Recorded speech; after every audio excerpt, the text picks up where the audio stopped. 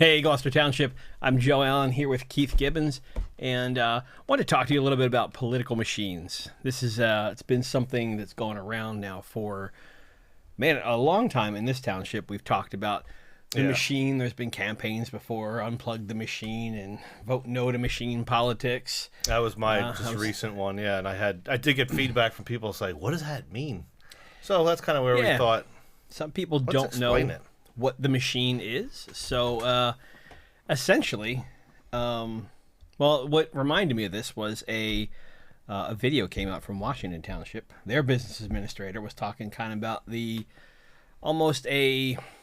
called it a political mob boss that runs everything. Yeah, that there's one person that kind of pulls all the strings in town and has the final say.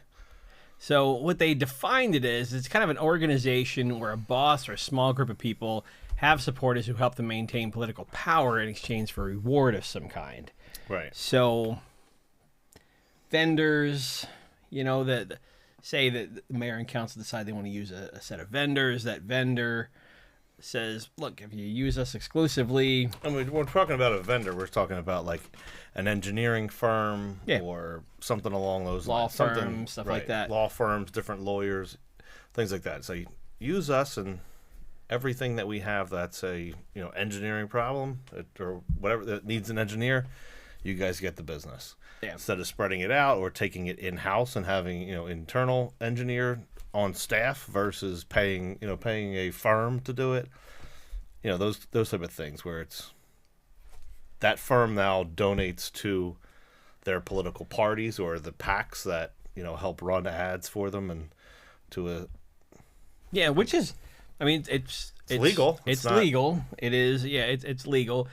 I guess when it kind of gets into if you're giving a particular business a lot of your township business, they like you, they want to support you, they don't want that to change, so they're going to give you money.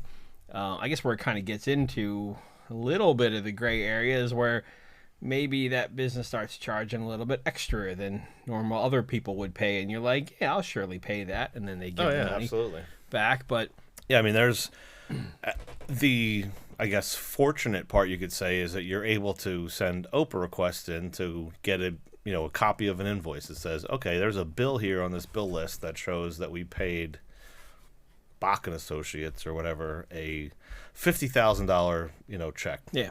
What for? What did we get?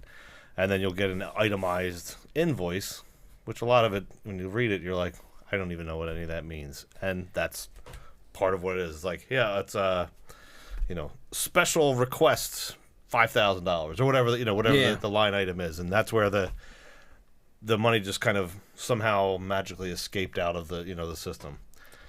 And that sometimes and that happens a lot in politics, but it's, I guess what it really comes down to when it's an issue is when that becomes the only reason that becomes the only focus for the people in office is we need to keep the cycle going so that we maintain. So we look for projects to require the use of this vendor in a sense. Yeah. Hey, let's just see if this area here qualifies for whatever the program is out there.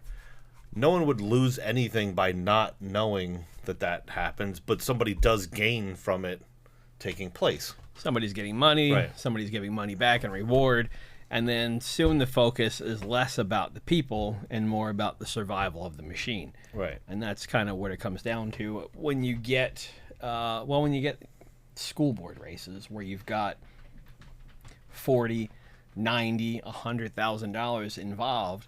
Mm-hmm. That is, school board's important because they spend a lot of money. They spend a lot of money, so a lot of those vendors have big interest, and that's why you see things like $100,000 on school board positions. Right. So, and it's the optics are there to, well, what do you don't like? You don't want to support the teachers, or you don't want, the kids don't need that. Yeah. That's not what we're saying. We're saying that you're spending an exorbitant amount of money over what, could or should be spent. And not just school board. We're talking about, everything, anywhere, it's just an example. Is all we're saying. Yeah, and we're not saying that they are doing that. We don't have proof that that's what's happening. We're just saying. No, that's just, I mean, just kind of in general, when what a machine when is. you talk about what the machine does, the machine exists to keep the machine running. That's exactly what it's all about, and that's when you get into a lot of when you look at examples of machines over the last. Machines been around since 200 I think years. like 1840 when you start going back into political machines. You get into things like nepotism and everybody has a relative somewhere and then they bring their friends in. So the machine works closely together. Yeah, it's jobs that are, like you said, for family members and things like that, where it's sometimes they create jobs that don't exist. They do. They create jobs that don't exist just to pay off. Hey, for being a good, loyal, voter, whatever, supporter, cheerleader, whatever you want to call it. Here's a good job for you. And now the taxpayers are paying for that, for that job. And just over time, what happens is you just create a huge voter base that's going to continue to vote for you, as well as using the money that you're getting to get additional voters. So you're somewhat creating a base through the machine, as well as feeding the machine money, which then spreads it out to everybody. It just gets bigger and bigger and more powerful the longer. Yeah, because then not only are you taking money from companies that will pay you back, but then you're also building, you're rewarding individuals based on their interest because they pay the money. Right. Meanwhile, your regular everyday citizen doesn't get that same representation. So the machine winds up just representing where the money comes from, and that's right. It's one of the things that it's been. The GT political machine has been something that I've heard from the moment that I moved here. That's always been a thing, and I don't know. It was when I saw the Washington Township thing last or 2 weeks ago, I think it was the exact model that yeah, and that's the thing here. Is we're not talking about that it's one particular party overall in the entire world or country that does this. It's whoever's kind of in power needs a checks and balances. That was kind of the whole idea behind the system that we have created as our democracy, and just over time things have changed. Like, it could be in a different area. It could be a Republican machine, and I'm not sure if that might be the case in Washington Township. I don't know if it was, that was Republican. But it's every town could be completely different, and it's just we're just defining what the terminology. That's the thing too. Is. In the Washington Township scenario, it was different because the machine there was it was a Democrat machine. Okay. But the person reporting on the machine was also a Democrat. Right. So it is being a political machine isn't really a partisan thing. No, it's not. It's and that's the thing. It hurts, like you're saying. It hurts both sides because it's taxpayer money we're wasting here, and it's whether you're a Republican or Democrat, you're still a taxpayer or independent, or don't care anything whatsoever with politics. It's your money that's being used to continue to fund the machine. But that is so essentially that is the machine that everybody has talked about. We wanted to give you a brief definition. Yeah, hopefully that describes it enough to kind of understand it.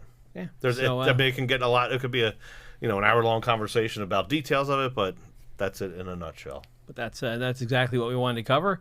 So if you've gotten any information from this video or you like any of the other videos that we do, please subscribe. Check us out at RestoredGT.com.